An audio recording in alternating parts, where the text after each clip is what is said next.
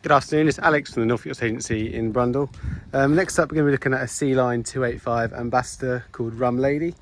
Now the Ambassadors 285, they were produced in the 1980s and they were really popular back in the day. Sort of helped Sealine establish themselves internationally along with the other British built companies sort of like Sunseeker, Fairline, Princess.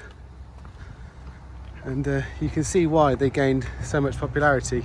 So really practical design. Got the transom with the opening door here.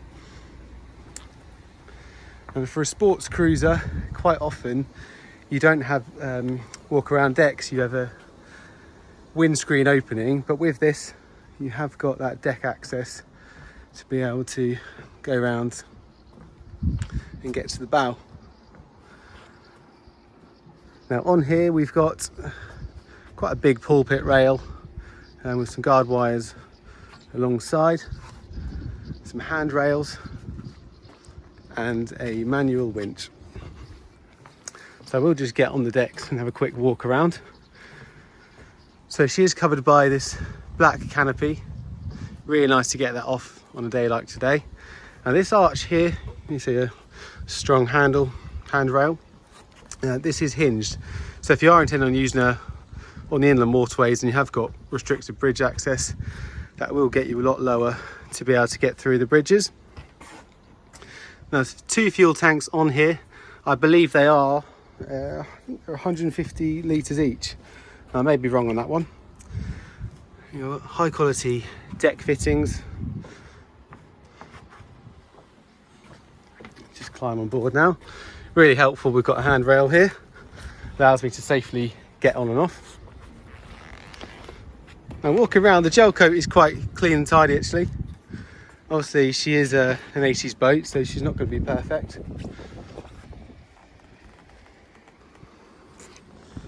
But it helps, we've got a nice sunny day today. And this is the manual winch, but you've also got a locker on here with another couple of spares, and there is a Bruce anchor and chain as well. Now this is an escape hatch for the inside cabin. Not only does it allow you to get out in emergency, but it also provides excellent light in there for when you're sitting in the dining area. Again, I can safely walk all the way around, and there is another handrail just there as well.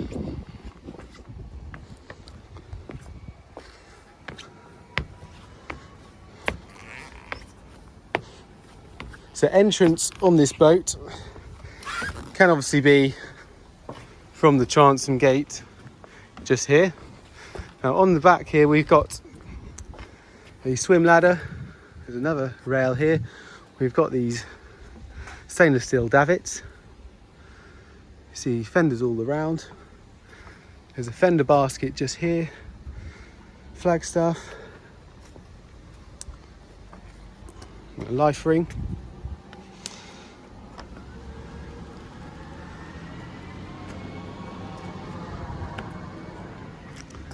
Now, the canopy isn't new, but it's perfectly serviceable. Just would benefit from a clean more than anything. But the nice thing about it is you can take off sections. So you can see these turnbuckle clips here can all just come off. So you can take off the sides, you can take off the forward section, and you can just have the roof on. But it all can be lowered easily if you need to. Now in the cockpit we have this teak style floor covering. It's a nicer modern touch to it. And the upholstery is perfectly serviceable again. A nice colour to it with the navy piping. You know, again it would benefit from a bit of TLC, a bit of a clean, but yeah, as far as I can see, there are no rips and tears, any marks on them really that I can't see that will come off with a good bit of elbow grease, a bit of cleaning. And this can just lift up this seat here. Now the engine is under this hatch, so this table will be able to lift up and you'll have access to both engines from that hatch. Now this here is a really nice place to dine, and you can get easily 4 or 5 of you around there, and with the canopy open, you can dine al fresco, or if it's a bit colder in the evenings, you've still got a nice place to sit, a few drinks, and socialise with your friends. A really good amount of space on here. An extended helm seat, so we can easily get 3 people on there. And so you've got a big family, or you're more popular than me and have more than 2 friends, this would be a really good boat for taking out friends in the day and exploring the inland waterways.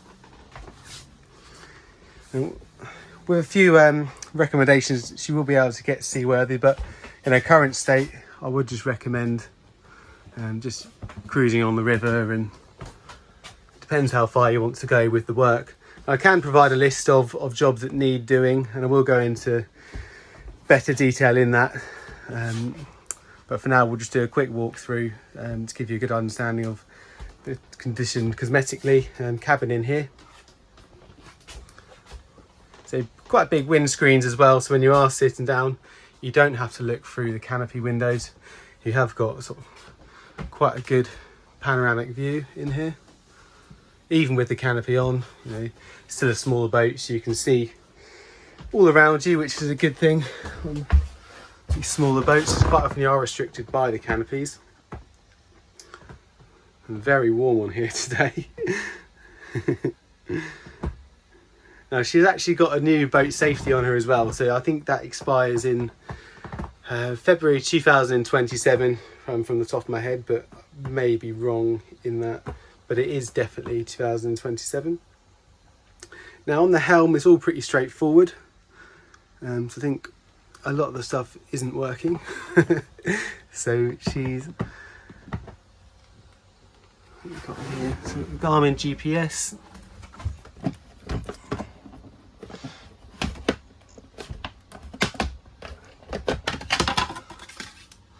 Low rents, nav sounders, navigators. We've got depth, speed. There's a little Garmin fish finder.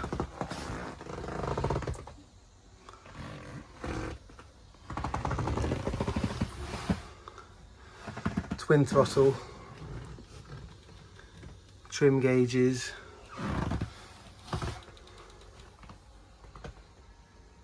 mirror, overhead lighting on the radar arch.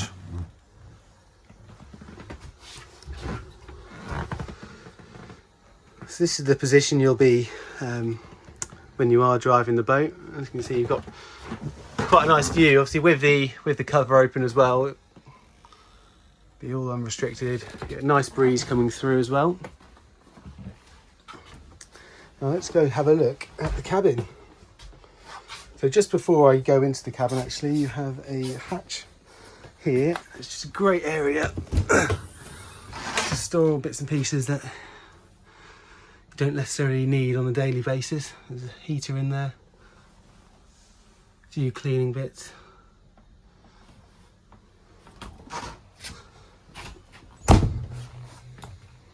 Also lockable cupboards just to my left here.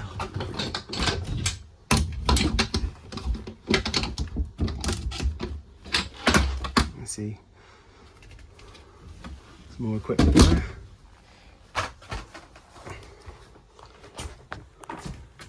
Just kick my shoes off. Now stepping down into the cabin, got a sort of walnut finish in that darker wood. It's actually very, very clean and tidy in here. You often think when a boat's advertised as a project, everything is going to need doing, but the upholstery in here is clean. I think it has recently been done. Good sized dining table, and also full standing headroom, which is nice. So you can fully stand when you're working at the galley. Speaking of the galley, we have 2-burner gas hob, SMEV oven, a twin sink. It's a great feature having that cover, just gives you that extended worktop space. And there's also a little locker underneath there, whether you want to put a bin on there. Place for cutlery, crockery, and some more storage just below here. It's a really surprising amount of space on here. The blinds over the windows, and we have got shore power on here. Little TV. This is the 12-volt switchboard, 240, a VHF radio, and fire blanket and fire extinguisher. Fridge is just to my left here as well.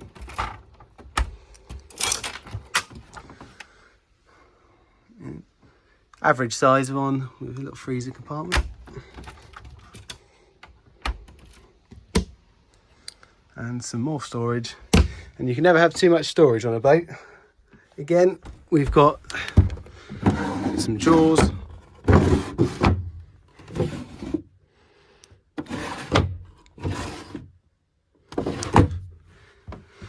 So this will drop down to create the first double berth. Acres of space on there, so you can easily get comfortable. To my right here and to starboard, toilet and shower compartment. Now the shower head will just attach from the tap just here. Now this toilet is to a holding tank. There is storage just in here. A nice feature about this, which I will get to in a second, there is a second access from inside this cabin here.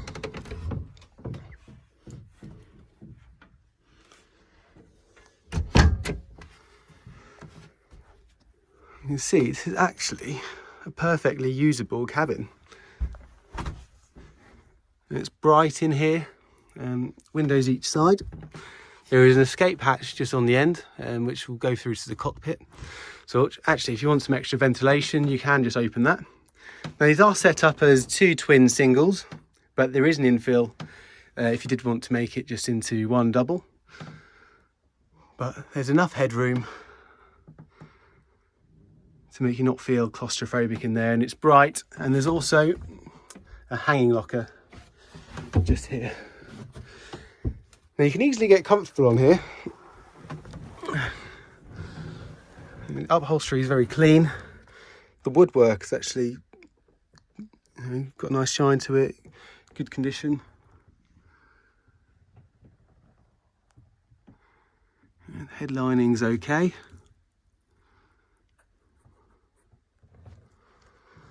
But immediately I just feel like kicking my feet up and sitting down. So with this, I've got my feet fully extended, so you will be able to get full leg room if you are berthing in here.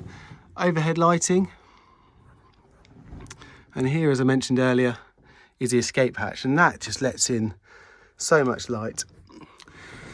So rope with a darker wood finish, and you don't necessarily want it too dark in here, and that's a really good addition to it.